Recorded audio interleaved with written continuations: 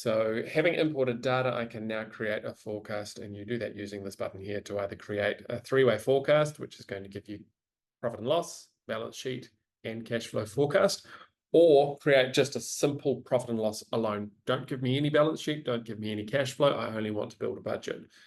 There's drivers which are layered across these, and a driver is something that becomes quite neat when we're preparing line items on our forecast in our profit and loss.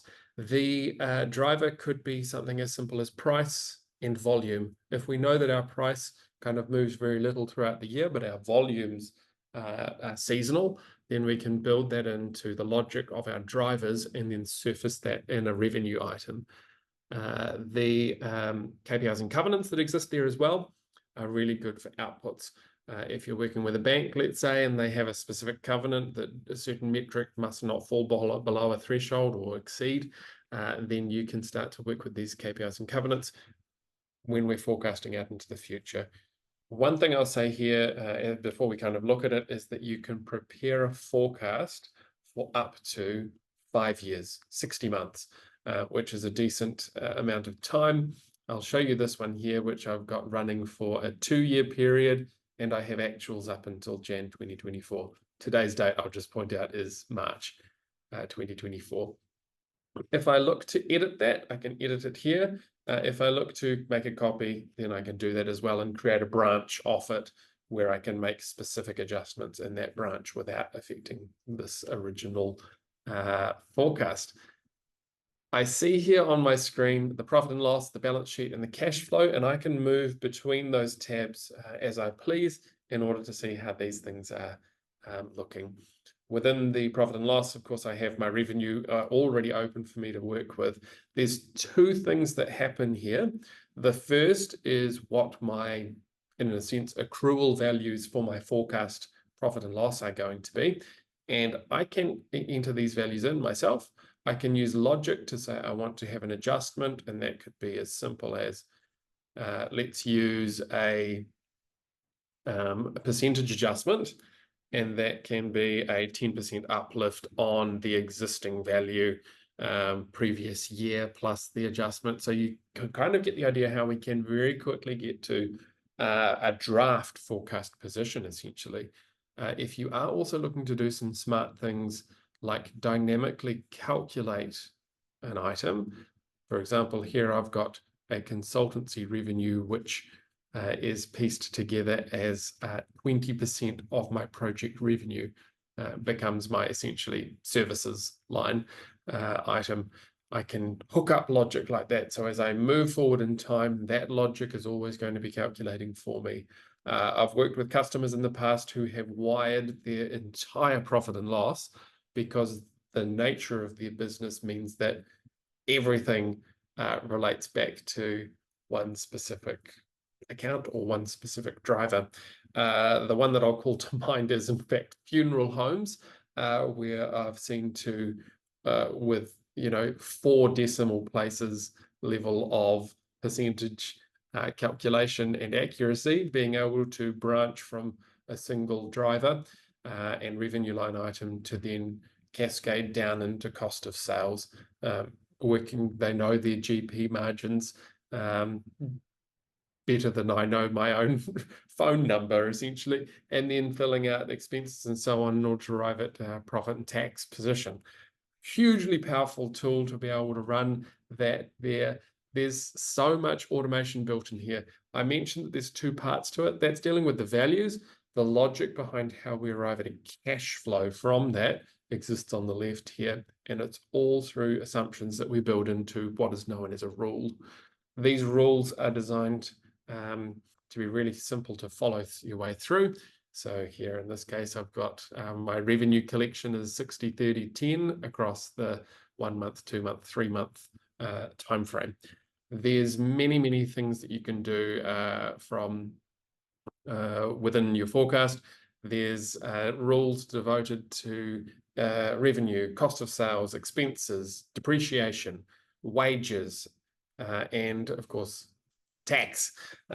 These are all based off what might be typical for your geography. So here in New Zealand, where I currently sit, you're going to see things like KiwiSaver, and it's going to prompt you to add in what your deductions might be for that.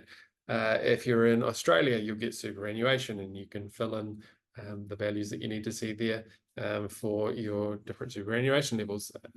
There's all sorts of schedules around timing when these things should happen. So if I look in here, for example, I've got sales tax. I want it to happen on a payments basis. I want it to happen monthly.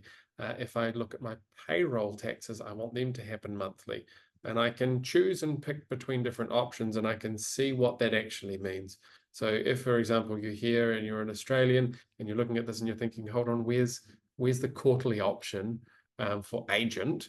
Then if you are working in Australia, you'll see those settings. If I look here, all I need to do, that's just reminding me, is to bring fresh data in, is to import it back on the previous screen, sync it, and it'll come across into this task here.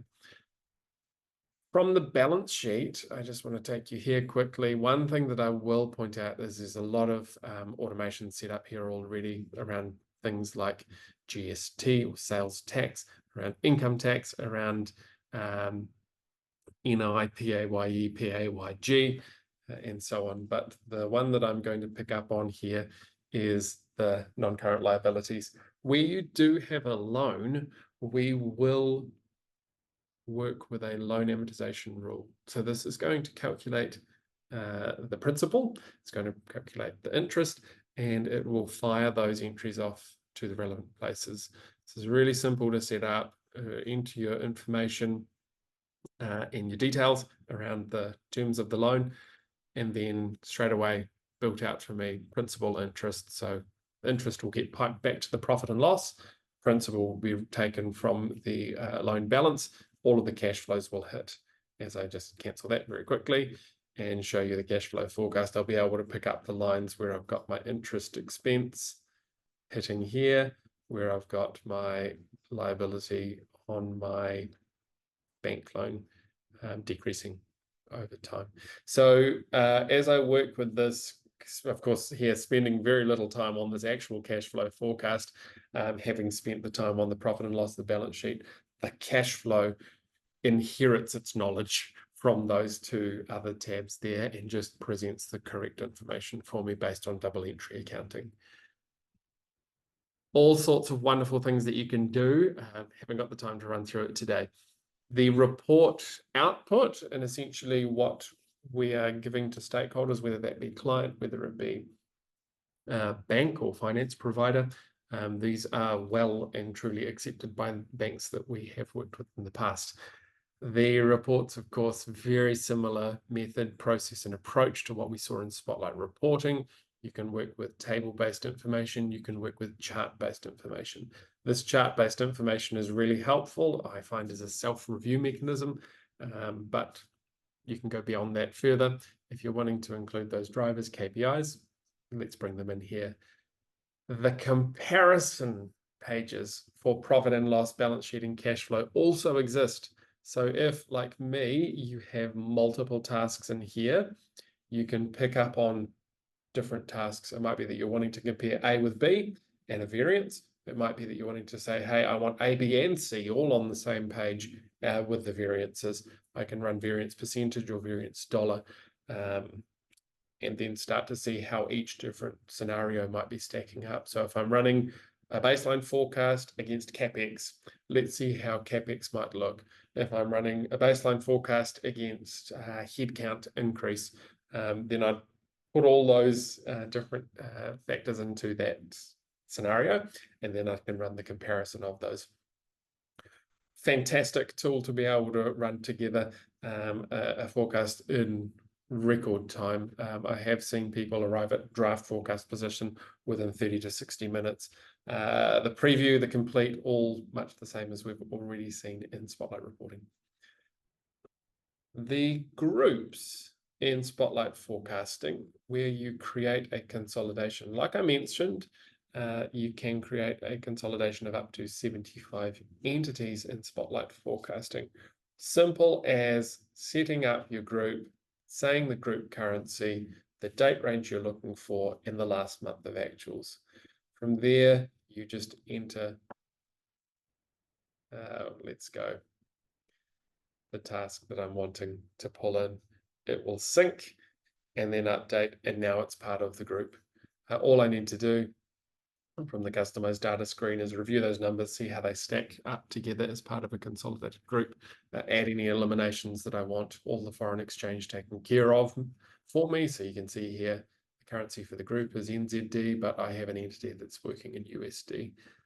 So that's a really powerful, huge thing that I'm just kind of skimming over in record time.